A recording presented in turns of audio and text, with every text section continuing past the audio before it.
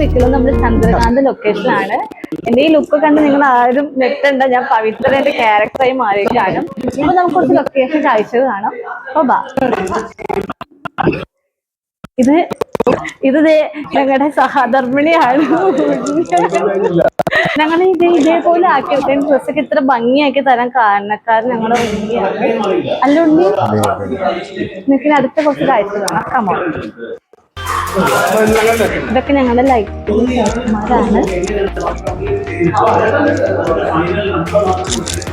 അത് നമ്മുടെ ഇവിടെ ഒരു റൂമില് നമ്മുടെ ഗൗതമേട്ടന് പിങ്കി ചേച്ചിയും പിന്നെ എന്റെ അരുണേട്ടനൊക്കെ ഉണ്ട്.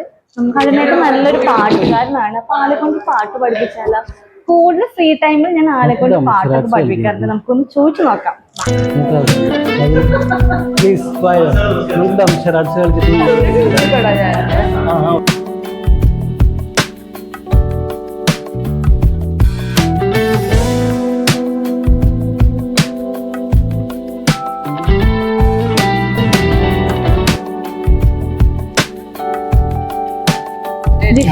പാട്ട് പഠിപ്പിക്കാൻ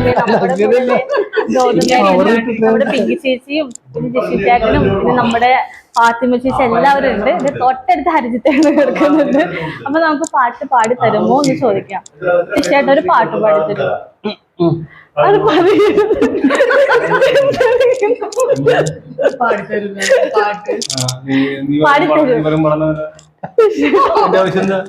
ഞാൻ അവള് ഭാര്യ ഭർത്താവില്ലേ? ഞങ്ങള് ആവശ്യപ്പെട്ട എന്ത് ചെയ്തത്? അതെ, ചെറുതായിട്ട് ജിഷായിട്ടൊരു പാട്ട്. ഞാനൊരു പാട്ട് പാടാം.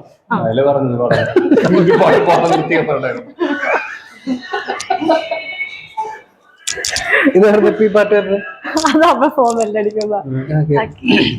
പക്ഷെ കൊറേ നാളെ ഈ പാട്ട് പാടിയിട്ടുണ്ട്, അതുകൊണ്ട് ശരിയാവുന്ന അറിയില്ല.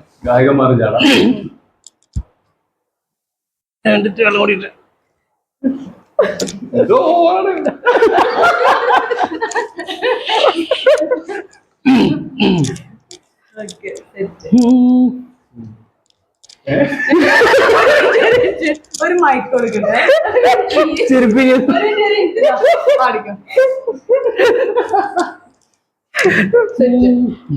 ഞാൻ റിയൽ ആയിട്ട് പാടാൻ പോണ, കോമഡി ആക്കരുത്.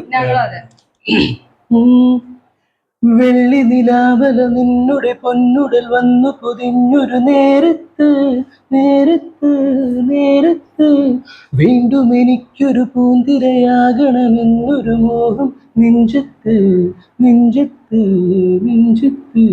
മുമ്പോ നീ തൊട്ടാൽ വാടും പിന്നാലെ മുള്ളിൽ കൂടും പൂവാലൻ നീനെ പോലെ.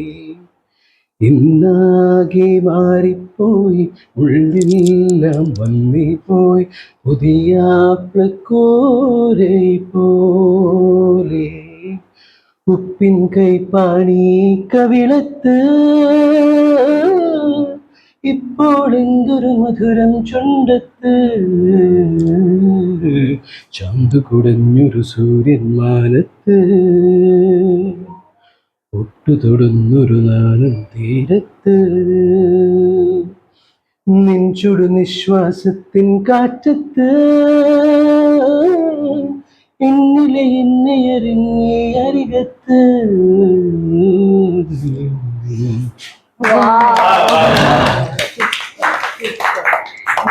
അടിപൊളിയായിട്ട് പാടി. എന്നെ ആവശ്യപ്പെട്ടപ്പോഴേക്കും എനിക്ക് പാട്ട് പാടി തന്ന എന്റെ അരുണേട്ടനോട് ഒരുപാട് ഒരുപാട് നന്ദി. യൂട്യൂബിലെ വീഡിയോസ് കേറിയിട്ട് പൈസ